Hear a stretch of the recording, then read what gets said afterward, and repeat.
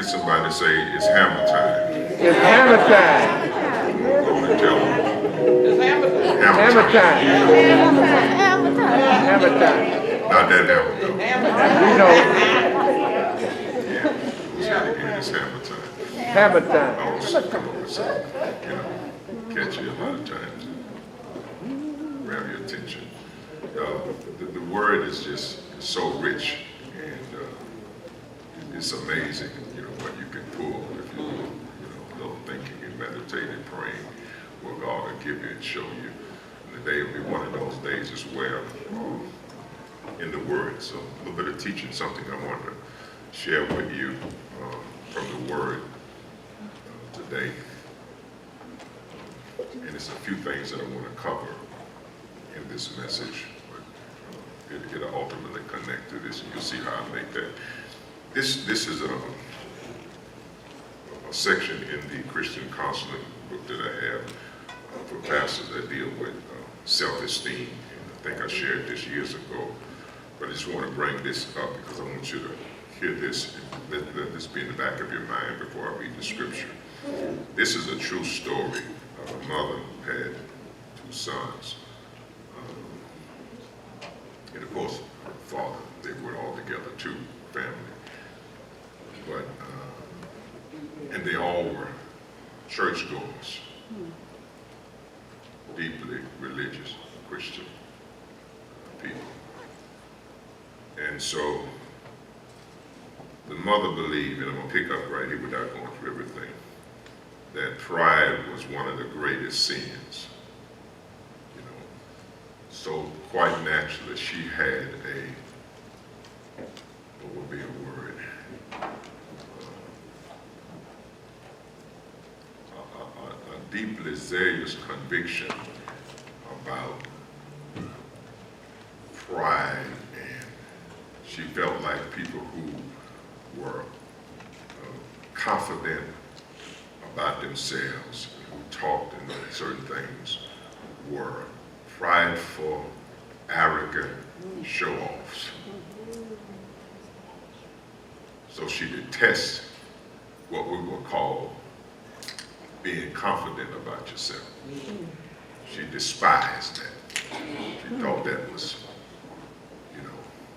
show-offs is the word in here. And so quite naturally, she had a very deeply religious misunderstanding, misconception about what humility is. She felt being humble, went to the extreme. That was a deeply misinterpretation of what humility really is. But in her mind, if you showed any air of confidence, then you would walk in pride and arrogance and all. So for me, I have a totally different understanding about humility. Yeah, you're right. Amen. Y'all know that. Amen. Yeah. You hit me, I can hit you back. Okay. And then I'll still say, I'm humble, I'm human. It's humility, because it could have been worse. But humility, and we have some degree, some misunderstanding, because it's embedded in us almost to the degree that we feel that when people unjustly wrong us, that it's wrong for us to protect and defend ourselves.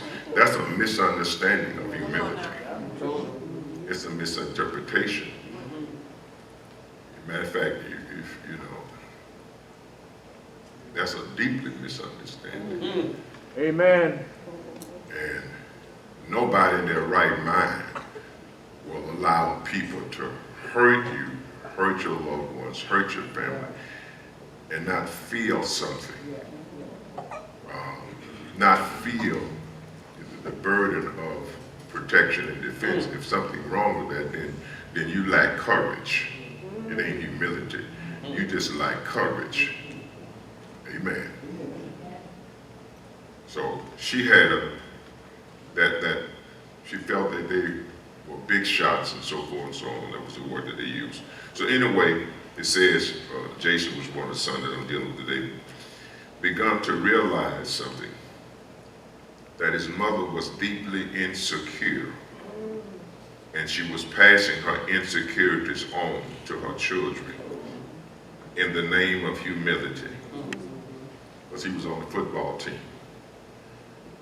And if he came on and said, Mom, I'm really good, she almost wanted to put him on a 3-day fast. That's pride. No, that's not pride. That's you see how this can play. So he realized ultimately that those were all her own insecurities that she was passing on in the name of humility. And here's what the end of the story, I'm going to just close it right there. There's a little bit more to it. But he realized then later on in life, one of his greatest battles with himself was trying to tear down that spirit of, that he had received. He wrestled with that. And so he spent a good portion of his life trying to uproot and undo the damage that had been done in the name of humility. And he realizes insecurity. I brought that up for a reason, because we're gonna get to something in that story. So I want you to, that's a good example story that I want to open with to put in your thinking. And this is what we got to get, that especially in the world today, if you don't exude some kind of self-confidence, you will be trampled on by the hands of men. There is a spirit of mercilessness. And today the spirit of, if people detect weakness, they become even more aggressive. Amen. They say the trick to dealing with, in this case, man's best friend's dog that are aggressive, is to not show signs of weakness. If you don't run and stand still, at some point they break their stride and they jump at you, trying to get you to back and move to show signs of fear. But if you hold your ground, it throws them off. As a matter of fact, this many don't try this, but I have. But when they're becoming closer, if you step toward them, because dogs and everything has to be in stride to attack. So if you step toward them, you break their stride. They have to stop and back up to get into the right momentum and stride. Same thing it is with people, because we have that animal instinct. When people detect weakness, they become more aggressive. Amen. So I'm not promoting arrogance for sure, but I am saying that if you don't know who you are, and if you're not able to exude some positivism and confidence, then you're opening a door for the world to trample on you, your rights and everything else, no respect. So today there's going to be a central theme in this about being confident and so forth, and I'm going to get to the scripture about how we can do that. I'm going to show you what the word says concerning this. I'm going to give you two scriptures right quick. Jeremiah, I'll show you where I get the word from, hammer time in the subject, and I'm going to connect to Old and the New Testament scriptures together. Jeremiah 23:20 says, "Is not my word like a fire, saith the Lord, and like a hammer that breaks the rock in pieces?" So it got to be a strong hammer. As a matter of fact, in some places they use the word hammer as a battle axe or war club, something that can truly break. Is not my word like a fire and like a hammer? Amen. That can break stuff in pieces. A lot of times you got to tear down stuff that's been done. You have to undo it. And you need to have a strong word to undo some of the stuff that's been done. Come on now. That's right. Amen.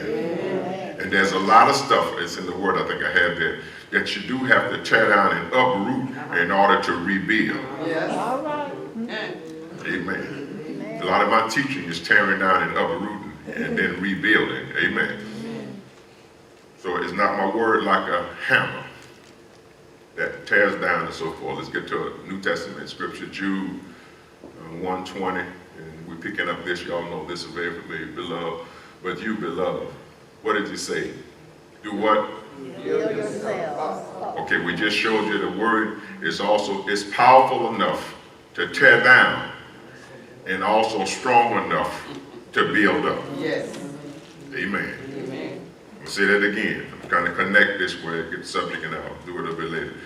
The word, this is the word of the Lord, has a word you have, strong enough to tear down, but also strong enough to rebuild, to build up. So we read in Jeremiah where the word is strong enough to tear down. Here we're told in Jude to build yourselves up. And this scripture is going to open up some things that I want to just take my time and give you, just open up a few things that I saw in there. Build yourselves up. Say that again. Build yourself up. Come on, say click. Build yourself up. Come on, talk to yourself. Amen. Come on, talk to yourself. Say self. I'm getting ready to, we getting ready to make an improvement. Come on, talk to yourself. Take yourself. We're getting ready to make an improvement. Amen. We're going to do some remodeling. That's right. We're going to start with the head. And we're going to remodel. We're going to reshape. We're going to tear down some stuff. We're going to rebuild. We're going to add. We're going to take away. We're going to calculate. But we're going to start with the head. And then we're going to run on down to the body. So you might well go and put your hand on his head and say, get ready for some remodeling. Amen. We're going to tear down a lot of walls. Amen. And we're going to build up, restore, and everything else. It's just hallelujah. So he says, build yourself up. On your most holy faith, praying in the Holy Spirit, keeping yourselves in the love of God, so forth and so on. Build yourself up. Build yourself.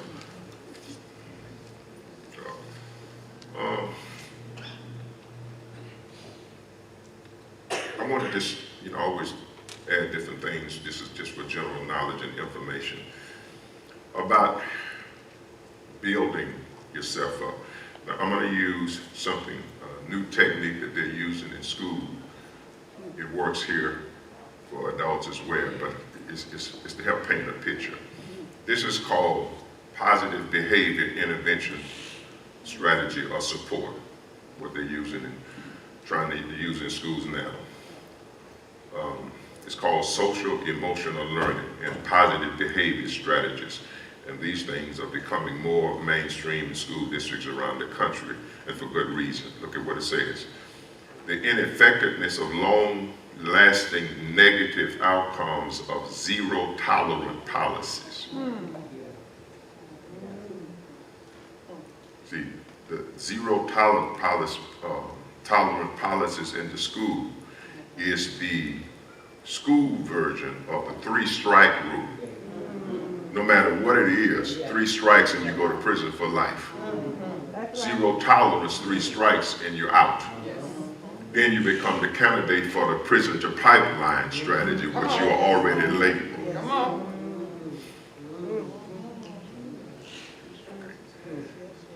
So what they've learned is, they said, for good reason, the ineffective, long-lasting negative outcomes of zero tolerance policies are proving detrimental and completely illogical, especially for children experiencing any kind of trauma.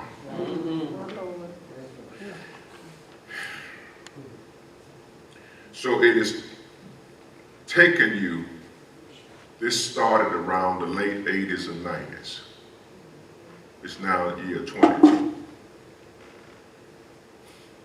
40 years is a generation. So it's taken you almost a generation to understand the negative impact. What about all of these children that you have damaged their lives? Yes. Wow. Yes. All of these children been damaged by these policies. And here's what the psychologists and everybody's saying. I'm going this way with this to stay with me because they're going to talk a little bit. Here's the psychologist, all I'm saying. It's not just the 3-strike rule or the 0 tolerance. It's the constant bombardment of negativity. The absence of anything positive. Every time you do something wrong, Johnny go to the office. Johnny get expelled. Jim, you got to get 3 days at home. Joe, you can't ride the bus. Negative, negative, negative. And they're saying that the negative energy and the constant negativity is as bad as the 0 positive, because in a child's mind, all he hears is negative, negative, negative. Amen. Yes. Thus, let me bring me all the way home now. Why I refuse to get you here to constantly bombard you with negativity. Come on. Because now they're discovering the impact of constantly hearing negative stuff. It affects your spirit. Amen. It affects your esteem. It affects how you view and see yourself. Yes. Come on, tell the Lord, thank you. Thank you, Lord. So there is a difference in study cases of telling a child what they can't do versus praising a child on what they can do. The consequences, they got proof that they're different. They test this with animals. It's called behavior reward kind of systems. How you train animals by rewarding. And you can get them to do what you want. So they don't use a punishment system, they use a reward system. You're trying to train animals to give them, okay, hit the bell. Okay. Pretty soon they start making the connection. I hit the bell, I get a treat. Hit the bell, I get a treat. Yes. Then they show them a sign. Raise your hand. Or do something, move, get a treat. So they understand the power of praising and how it can control behavior.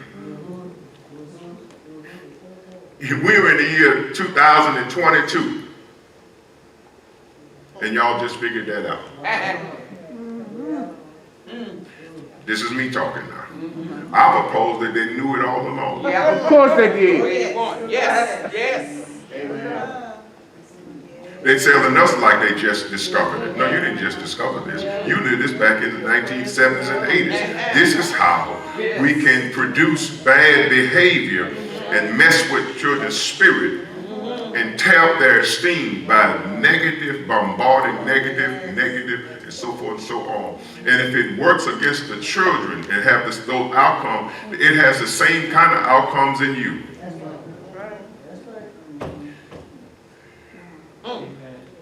This gets at the heart, of my whole philosophy about teaching and things. Great teacher. Thank you. I get my criticism too. I get enough of that too, Come on. But I tell them I got folks in here, they with me. But All the with me. time. I get a chance. My brother. Look. But they tell me I don't preach about sin enough. Come on. I'm like, Come on, it's true. Yes. and I mean that's one of my questions. Brother, you believe in sin? The last time I said no, that's the word. I don't preach about sin now. But if I preach about it, is it gonna stop it? Come on now. So it don't need me bombarding you with this negativity and all that. Let's just go and talk about and praise you and say you can be the best, you can do the best, you can do anything you want to do. Bless the Lord over my soul, praise God, focus on the positive. So they're saying here that the positive, you don't take into consideration also the children that are experiencing trauma, which a lot of our children do. So positive behavior, intervention, support, you got the letters. is a proactive approach to improve student outcomes by supporting students with positive preventive behavior rather than punishment. Because the negative is a constant punishment. So now, let's try praise as a behavior control mechanism rather than punishment. Instead of sending Johnny to the office, let's praise Johnny for something he did right and say, can you do that again? And you don't infiltrate him with negative energy. Now I'm gonna say this and I'm gonna move on, because I don't want to get stuck here. They say that this is a technique going on around the camp, around the country now. I wonder is it in our schools? I wonder.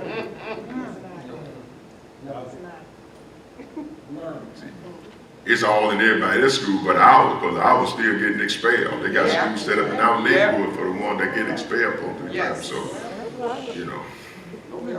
Oh well. And we sitting on the school board voting with them. Come on, Ray. Amen. I won't go there today, but it irks me. Amen. Our kids at home, their kids are in top schools, getting praised, and you're gonna be the president, and I was at home, you know, can't even get a lap or a computer to work on. Can't get it to work. But anyway.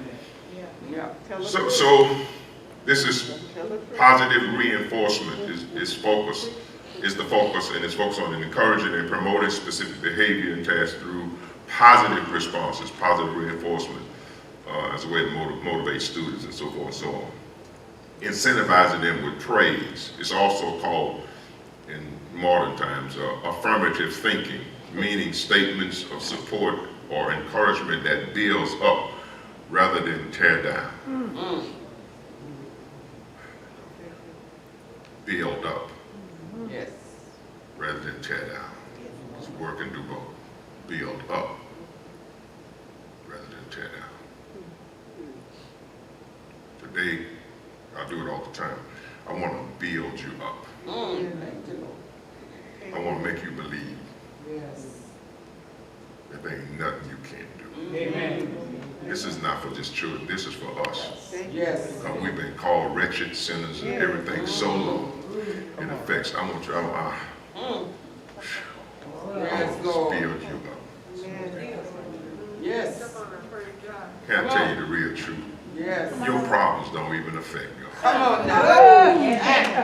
Yes. Thank you, Father. You know why so much I say something like that? God is not looking at your worst. He's looking at your best. Yes. Best. I'm going to say that again. Come on. Best. Come on. God is not looking at your worst. Your worst. He's looking at your best. Yes. You go to God crying about stuff and he's telling you, can you tell me something good? Thank you, Lord. Give me a reason to bless you. Give me a reason to smile. Yes. Hallelujah. And then at the end of the day, I love you anyway. Even on your worst day, you still my child. Yes. Tell me something good. Thank Lift your hand and say thank you. you, Lord. Thank you. Thank you. So the next time you want to spill the milk with God, before you go there, say to yourself, why don't you give him a reason to smile rather than a reason to cry about your helpless situation? See if you can motivate God with praise. Yes. Yes. Yes, Lord. Ain't nobody like you. Nobody like you. No, he know what you come for. He know what you want. Nobody like you. Nobody like you. I searched high and low, couldn't find nobody like you. Thank you, Lord God. You can do anything but fail. Hallelujah. And while we're on the conversation about this car here, we're going to expect for you to bless me? When can I expect for you to bless me? Tell me where to go while we on the subject, because you're a good God. Ain't nobody, you just a great God. You say you love, if a father loved the children, he can also guard his children. I'm your child. You don't withhold no good thing from me. Since we on the subject and it ain't nobody like it, and I know you got more than enough, when can I expect it? Who do I need to go to? Direct me, send me to the place. Because I know you're not going to turn me down. You just a great God. That's just the kind, you just that kind of friend.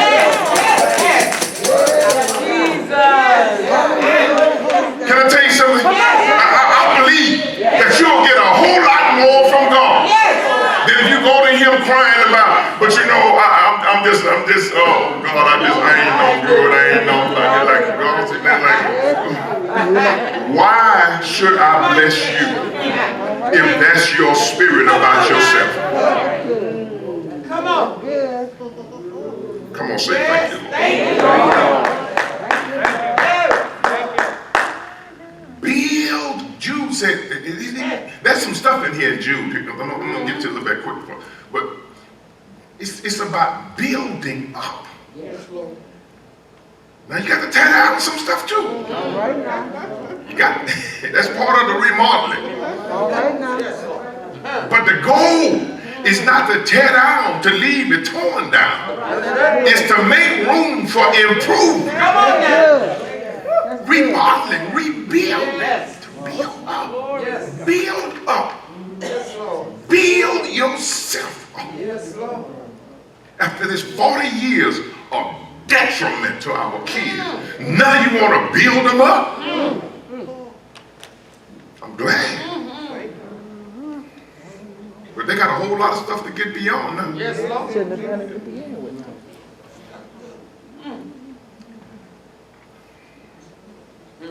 That was the praise report that I read this now.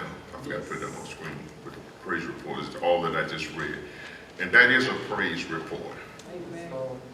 Because they're understanding now that you can get better results at controlling behavior by a system of praise, strategy of praise versus punishment.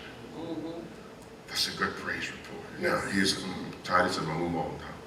So if it works for the youth, it's no different from you, because we're all human. We're emotional, we have feelings. So if it works for them, it works for you as well. Yes, yes.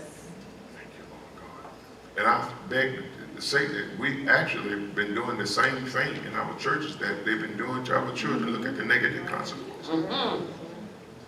So something has to change. But anyway, that's the praise report. There's some scriptures I have here. Okay, next section. Building on the, I use this so I can explain. Building on the promises of God. I'm going to say that, building on the promises of God. Building on the promises of God. So, now, I'm not going to give you all the scriptures today for this, but building on the promises of God is just what we've been talking about. Finding the scriptures that speak positively in your life about what God not just can do, but will do. Yes. What did God promise you in his word? Yes. What does he, okay, build your life not on what you are not, but what God's word says about you. Yes. In the positive. Now I know all the sin that comes short, all those things, you can say all of that, you know, all my righteous like filthy rag. Okay, you can build your whole life on those scriptures if you want to. I'd rather build my life on if you can believe. Yes. All things. All things Yes. are possible. Yes. That's what I'm gonna build my life on. Matter of fact, you can have all the righteousness is like filthy rag. Go take that scripture. Go have it. Go home. Take it. I'll read it, but I will not build my life upon the negative aspect, because what we learn is it does affect your spirit. It affects your perspective and so forth, everything else. So I'd rather build my life on. With God, all things are possible. that I'm more than a conqueror. Yes, Lord. Hallelujah. Yes. Hallelujah. Hallelujah. That great is he that is in me. Yes. They that are joined unto the Lord are one spirit with him. Yes. And God Yes. Almighty. Come on. Thank you, Lord God. God is my refuge and my strength. God is my light and my salvation. God promised to be with me in 6 trials, and if 7 I haven't to fall, he will in no wise forsake me, but he'll pick me up. And David said, and establish my going, put running in my feet. Hallelujah. I'd rather build my life on those that seek after him with all of their heart. God is going to reward them. God is going to fill them. I would rather build my life upon for those who make God their source. They shall mount up with wings like an eagle. They shall run and not be weary. I will build my life upon the promises of God that applies to me, that picks me up. Building. Yes. Thank you, Lord God. Come on, tell the Lord thank you. Thank you, Lord. You with me today now? Well, I'm talking in a video. Come on now. Yes, sir. Hallelujah. We're going to go somewhere with this right here now. Building on the promise. I think I got a few scriptures to talk about building. 1 Corinthians 3, let's just read a few of them. For we are God's fellow workers. Oh,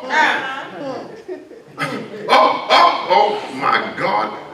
Is that in the word? Yes. No, it's not. So guess what?